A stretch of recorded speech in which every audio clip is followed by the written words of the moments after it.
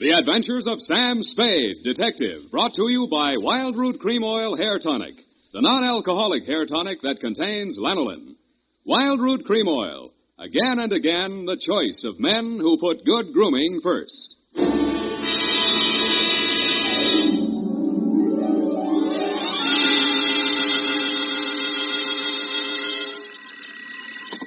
Sam Spade Detective Agency. Me, sweetheart. Oh, Sam, I got it. Got what, my pet? A bank book, Sam. Well, you must advertise in the Lost and Found right away, Effie, and find the owner. There might be sickness in the family. Oh, but it's your bank book, Sam. What? Uh-huh, it has your name on it. Samuel Spade, account number 4. It's a forgery. Somebody's trying to pin something on me. Lock it up and don't touch it until I get there. Oh, all right. Did you make a lot of money on this one, too? Got the check right in my pocket, $500. Oh, Sam, we're making more money than a movie star. Well, almost. And all honestly, too.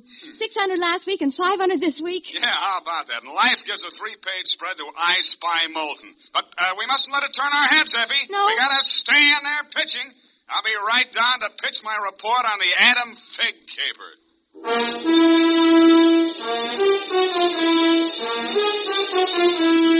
Dashiell Hammett, America's leading detective fiction writer and creator of Sam Spade, the hard-boiled private eye, and William Spear, radio's outstanding producer-director of mystery and crime drama, join their talents to make your hair stand on end with the adventures of Sam Spade. Presented by the makers of Wild Root Cream Oil for the hair. You've heard the saying, you never know until you try. Well, you'll never know how handsome your hair can look until you try Wild Root Cream Oil. See for yourself how neatly and naturally Wild Root Cream Oil grooms your hair. Note how effectively it relieves annoying dryness and removes loose, ugly dandruff. You can get Wild Root Cream Oil Hair Tonic in either the big economy-size bottle or the handy tube. Or you can ask your barber to use it on your hair. But by all means, try it. Don't delay. Get it today. Wild Root Cream Oil. Again and again, the choice of men who put good grooming first. And now, with Howard Duff starring as Spade, Wild Root brings to the air the greatest private detective of them all in The Adventures of Sam Spade.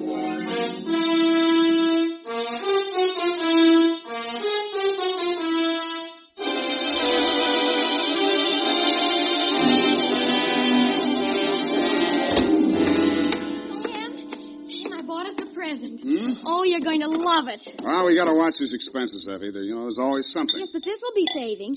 It saves confusion. It saves fretting. Now, this gadget here, what is it? It's a minute robot. A what about? It's for busy men like yourself, Sam, so you don't have to burden your mind with petty details. You see, it has this dial on it, right here. And you drop these little cards in this slot. You don't have to worry about that. That's for me to take care of. Oh, good. Then, when you come into the office, and supposing you have an appointment with Mr. Jones at 2 o'clock, and you forgot about it, you just dial 2 o'clock, and the little card pops out. And it says Mr. Jones on it. How do I remember to dial 2 o'clock? Oh. Well, maybe it's in the instruction book. But anyway, now go ahead, Sam, please. The card's right in there. Now, dial 2 o'clock. Go on, Sam. Let's see. Just like a telephone, Sam. Now what do I do? Well, give it time, Sam. It's thinking. Must have forgotten. Jones. Mr. Jones. Ooh. Effie, do you think it's dead? Sam, I don't understand it. It was working perfectly. Well, I'll take it straight back first thing in the morning. You'll have to. It'll never find the way itself. You got your book, sweetheart? Yes, Sam. I don't understand. It was working perfectly. Well, that's all right, honey. It doesn't matter. Date October 5, 1947, to Hillary Exxon, Esquire, from Samuel Spade, license number 137596. Oh, honey, it's only a memo robot. Subject, the Adam Figg caper. Dear Mr. Exxon, October 2nd in San Francisco was one of those days that you see blown off the calendar by a gust of wind in the movies to denote the time is passing. It was a day for scraping off the minutes with a fingernail file and wondering whether the display ad I'd paid for in the classified section of the phone book wasn't just a waste of money. It certainly wasn't the day I'd expect a leprechaun to walk into my office. He said his name was Adam Figg.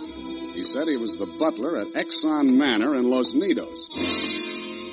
The limousine, Mr. Spade, is waiting to take you away. We mustn't keep them waiting, must we? Of course we mustn't. Who mustn't we? Why, Mr. Hillary, of course, sir. Oh, Mr. And Hillary. old Mr. Exon. The old gentleman is very ill. Dr. Figg's office is down the hall. Turn to your right, second door. Well, I assure you, sir, that Mr. Exon is the best of medical care. Your duty will be simple, to prevent his death. Do I donate blood or just frighten away the evil spirits? Oh, it isn't quite that, sir. Someone is trying to kill Mr. Exon. He's a very sick man, and I'm sure he'd prefer dying from natural causes. I get $25 a day in expenses. Here is an ample amount in advance. But you should know, sir, that the old man is a nasty, cantankerous, villainous, crooked, intimidating... $500? Please, Figg, you're talking about the man I love. Los Nidos was at least an overnight caper, so on my way out, my lovely and charming secretary, Miss Perrine, handed me a brown paper bag which contained A, one pair of socks, darned, B, one shirt, ironed, and C, the apple which she always polishes for me the night before. We arrived at your large Southern-style mansion 2 hours later. Figg! Oh, Figg, where the devil have you been? The city, sir. I can't find the keys to the liquor closet. Where are all the maids? What happened to that cook we hired yesterday? Who is this man, and why is he wearing that necktie? This is Mr. Spade, sir, the detective. I'm Hillary Exon. Come in, please. Go on upstairs, Figg. See what that girl is doing to my father. I don't believe she's a nurse at all. Very good, sir. In here, Mr. Spade. Pardon the condition of the house. The old man has been firing the servants again. Your father, you mean? Yes. Every time he gets shot at, he fires all the servants. He gets shot at pretty often? About once a year, in the fall. You always hire a detective? No. Oh, dear. I'm not keeping you up, am I? No, excuse me, please. It's much worse this time. I can't get any sleep. Guns going off in the middle of the night. The whole household disturbed. When and where was he last shot at? Yesterday morning at about 1:30. I dug the bullet out of the woodwork myself, a .38 caliber, embedded in the door frame that leads to Miss Kaywood's room. That's his nurse. Was she with him at the time? No, Dad sleeps like a baby, full of sedatives. She sees to that. Shot come from outside? Yes, but we found nobody on the grounds. No traces of anybody. I don't know whether Dad knows who shot at him or not. He's such a closed-mouthed old devil. You don't care very much for your father, do you? To be frank, Mr. Spade, if hating weren't such an effort, I would despise him. He is without a doubt... Well, listen. Get out of here. There, that's just a sample. Well, come on, let's see what's eating him now. Get out! Talk to me like that. I tell you I won't stand for it. Well, you don't have to stand for it. Take that silly painted thing out of my sight. Don't you dare. Get out! I'm quitting. I'm quitting, Mr. Exon. I can't stand it another minute. Yelling, screaming, throwing things at You must have done something to set him off. But I didn't, I tell you. I didn't. This is Mr. Spade, Miss Kaywood. Oh, a detective? Will it make you happier to know that I'm a private detective, Miss Kaywood? Well, Mr. Spade, I only hope you can prevent a murder. If there's any way at all that I can help, Thanks. I'll see you downstairs after I've talked to the old man. You'd better go in alone, Spade. Oh, Miss Kaywood, do you have a throat spray downstairs? I seem to be congested. Oh, go away. Go away. Go away. Oh, well, wasting ammunition. Who are you? If you're a total stranger, come on in. Well, don't be afraid, son. Come on over where I can look at you. It's hard to keep my eyes open. Oh, I mustn't do that. Oh, so you're the detective, eh? That's right, Pop. If you want to take a little nap or something, I'll come back later. What did I say just now? Come back later? No. There's no reason for you to come back later. I'll say everything I have to say right now. The shot woke me. I didn't see anything. I don't know anything. I've got a million enemies. I can't remember the names of any of them. Why don't you try to remember? I could have them checked. You're wasting your time, Sonny. In my day, I've wiped out 100 men, and I'll outlive anybody who's gunning for me now. You must be proud of your past, huh? Proud? Sonny, a past like mine is the finest thing an old man can have. I've swindled my partners and betrayed my friends. I've turned state's evidence just to see my associate get sent up for 20 years. And they say my wife died under peculiar circumstances, and I got rich off her insurance. Now I'm done talking. Do me a favor, son, please. I've got to get a half hour, 20 minutes sleep alone. You'll keep them out, everybody. Please, will you? Sure, Pop. Go ahead. Go on, sleep. Oh, thank you. Gracias.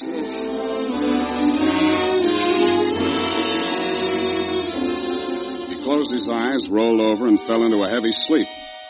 I stood there a moment, looking down at the frail, wasted old body. Then I cased the room. In digging the bullet out of the door, Hillary had done a good job of ruining any chance there might have been of proving the direction it had come from. I strolled out on the balcony. It was a pretty night. I lit a cigarette and took it in. Then I heard a door open and close softly behind me. Nurse Kaywood was at your father's bedside. She was filling a hypodermic from a small vial of bluish liquid. He didn't awaken when she jabbed it into his arm. Then she saw me standing in the doorway. She hastily dropped the medicine vial into her uniform pocket and came around the bed to meet me. Oh, Mr. Spade, thank heaven. Why, when I saw you standing there in the half night, I thought you might be... Thought I was who? Why, the man who fired the shot. There was a man? Well, I don't know. I didn't see it happened. I just assumed that... You shouldn't have done it. I warned you of Eleanor. Oh, we're disturbing him. Let's talk outside. Okay. Oh, it's good to breathe something besides sick room air. I thought you got used to things like that in your profession. Why are you so unfriendly, Mr. Spade? Nurses are human, aren't detectives? Try me, sweetheart. Oh, I know what you're thinking of me. But after a week in this horrible house, that poor old man, he's frightened. He's really frightened. What of? By the shots. 38 caliber or hypodermic? Surely you don't think that He's supposed to be under sedatives. The doctor's orders. Sorry, sweetheart. It's my job to suspect everybody. Can't you forget your job, even for a moment? Sure. If you don't mind the fact that I know you're a liar, that I'd make book you didn't come here primarily as a nurse, and what's worse, your act's not even convincing. Oh. Is it that bad, Sam? Yeah. Almost bad enough to be good. Come here. Oh, I hate you.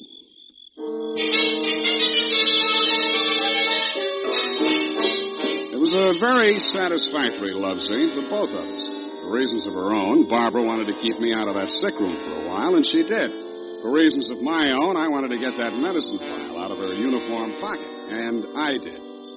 Then, as suddenly as we had fallen into love, we fell out again. After she'd gone to her room, I went back to my sentry duty around the house. Under a light on the front veranda, I examined the bottle from which Barbara had taken the injection for your father. It was labeled sodium thanatol and had been dispensed by a firm called Ibis Chemicals Limited in Cairo, Egypt. A scream filled the house, high and frenzied. I started running toward Barbara Kaywood's room. I slammed the terrace door open and found the light switch. Barbara was sitting upright in the center of a bed. Her face jerked up so abruptly that it seemed her neck had snapped. She clutched both hands to her chest and fell face down among the bedclothes, staining them with her blood.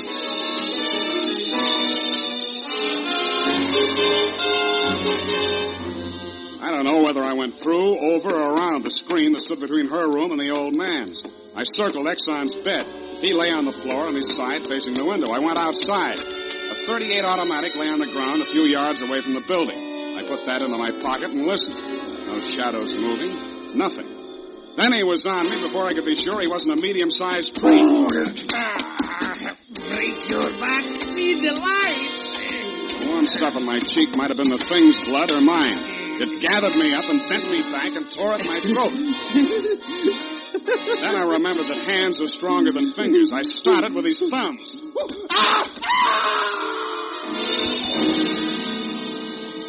He lay there for a moment, then his huge body began to twitch. He was holding his fingers and sobbing like a baby. I pulled him up to his feet and poked him in the back with the flat of my hand.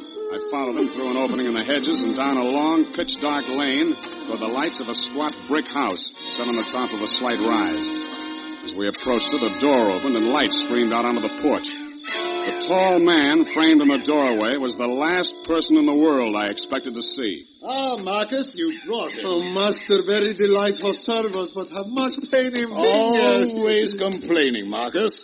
Welcome, Mr. Spade. Come in, my dear fellow. Come in. I've been expecting you. Family fortune by blackmailing me. And if you don't remit, Exxon could have you booked for forgery, blackmail, definition of character. Oh, my dear fellow, please. This is most painful. But if I had but the original letter, I could destroy it and go back to the felt. Ah, the felt. What happened to it? That Figg, that stinker stole it. He burgled my home. Are you taking pot shots at old Exxon? Well, don't be a fool, man. I want Exxon to stay alive. I must find out some part of his life which will have an exchange value that will cancel out what he has on me. By the way, old thing, you met Miss Kaywood. Mm-hmm.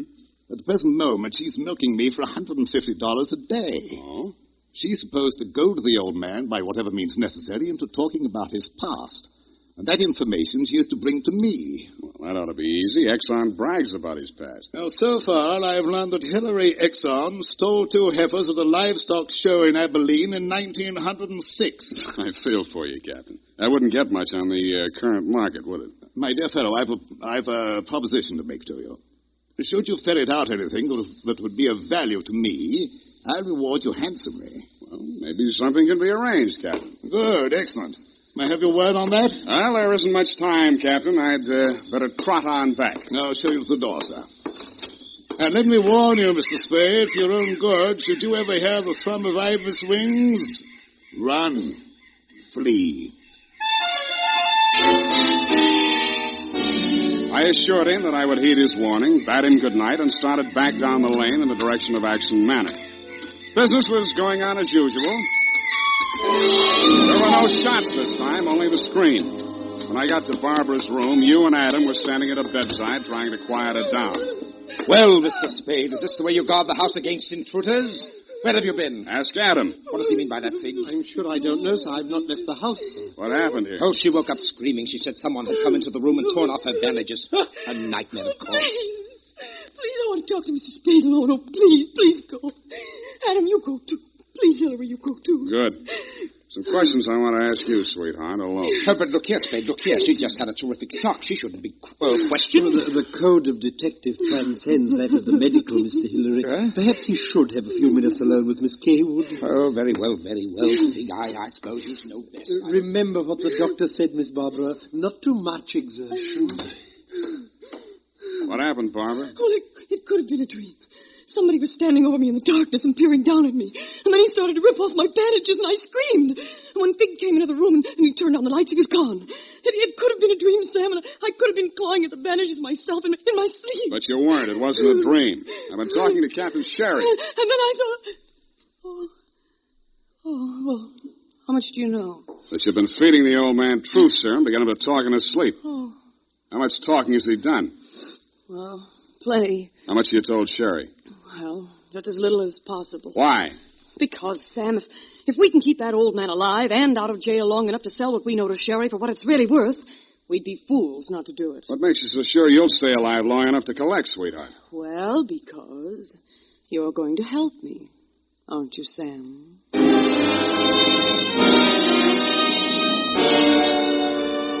So I helped her, but not for the reason she thought. I made a lot of noise leaving her room and going to mine. Going back, I didn't wear any shoes. I slipped into a clothes press in her room so quietly that even she didn't hear me. I left the door slightly ajar and waited. Time passed, and I was stiff from standing still. It happened at about 3 a.m.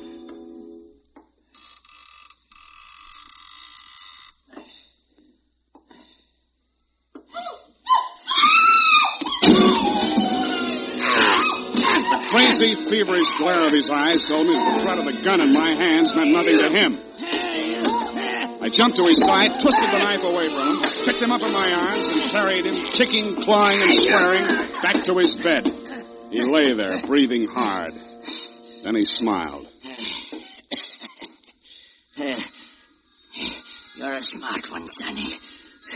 You had me figured out the first time you came in here, didn't you? Not quite, Mr. Exxon. The gun under your window was the clincher.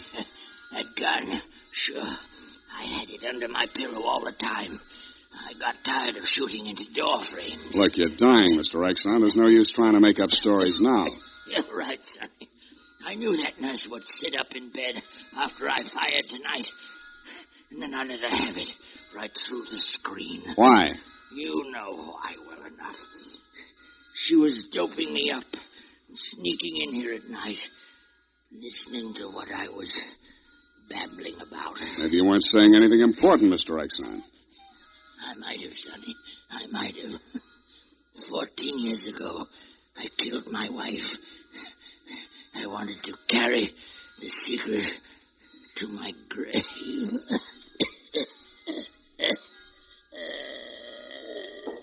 You nearly made it at that. Spade!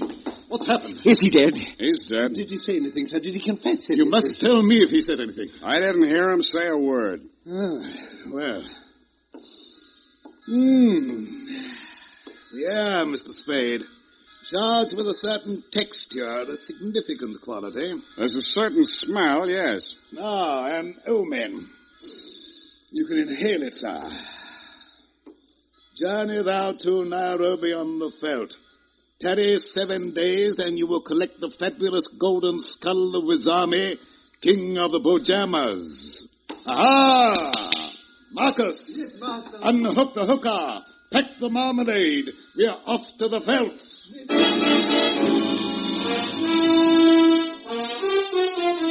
Just then, a flock of birds broke across the horizon, screaming. There must have been thousands of them, but not ibis, Mr. Exxon.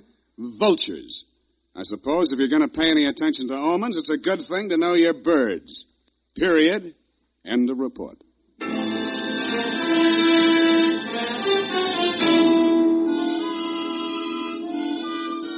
Right now, I have something to say to every man who doesn't use a hair tonic, to every man who says I don't believe in it or I don't need it. That all depends on what you mean when you say hair tonic. If you mean the old-fashioned greasy kind that leaves your hair smelling like a perfume factory, you're absolutely right. But remember, Wild Root Cream Oil Hair Tonic is nothing like that. Wild Root Cream Oil is an entirely new kind of hair grooming preparation. There's not a drop of alcohol in Wild Root Cream Oil, and it contains soothing lanolin that's like the oil of your skin. Most important, Wild Root Cream Oil grooms your hair the right way, neatly and naturally, never leaves your hair sticky or greasy. Get the big economy-size bottle and the handy new tube that's economical, easy to pack when you travel, and grand for the bathroom cabinet. Don't delay, get it today. Wild Root Cream Oil Hair Tonic. Again and again, the choice of men who put good grooming first.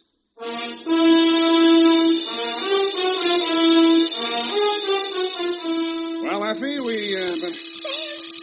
Remember, robot works after all. I told you it would.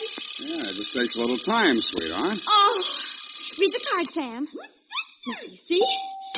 You'd know you were supposed to see Mr. Jones at 2 o'clock. Isn't it wonderful? Well, this card doesn't even mention Jones. Huh? What does it say, Sam? Well, it says, journey thou to Friskin's drugstore, wager $5 on Ira W. in the 3rd at Belmont Park. Oh, Sam, it's psychic. Tarry but a moment. Yes? Thou wilt lose $5. Oh, good night, Sam. Good night, sweetheart.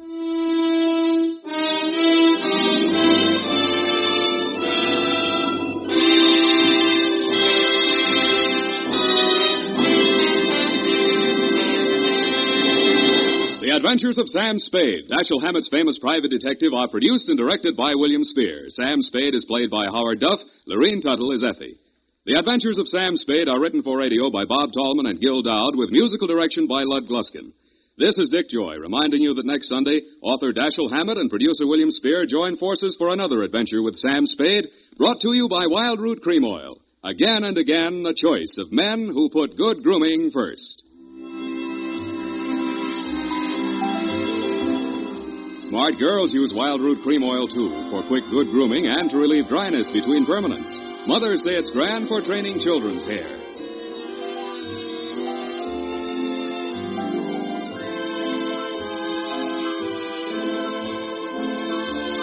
This is CBS, the Columbia Broadcasting System.